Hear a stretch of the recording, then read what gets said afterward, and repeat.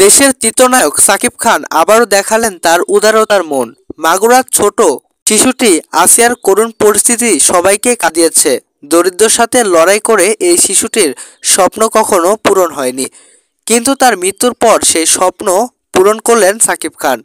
মাগুরার হতভাগা পরিবারে জন্ম নেওয়া আসিয়া ছোটবেলা থেকে কষ্টের মধ্যে দিন কাটাত।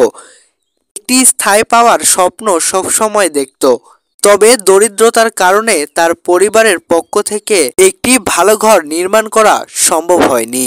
আসিয়ার এই স্বপ্নের কথা জানার পর সাকিব খান সিদ্ধান্ত নেয় তার পরিবারের জন্য একটি বাড়ি নির্মাণের ব্যবস্থা করবেন। ইতিমধ্যে বাড়ি নির্মাণে কাজ শুরু হতে যাচ্ছে, যা আসিয়া পরিবারের জন্য একটি আশার আলো হয়ে এসেছে। সাকিব খান শুধু বিনোদন জগতের তারকা নন, তিনি একজন মানবিক মানুষ বটে। তিনি আরও একবার প্রমাণ করলেন তারকা হওয়ার পাশাপাশি তিনি একজন উদারতার মানুষ।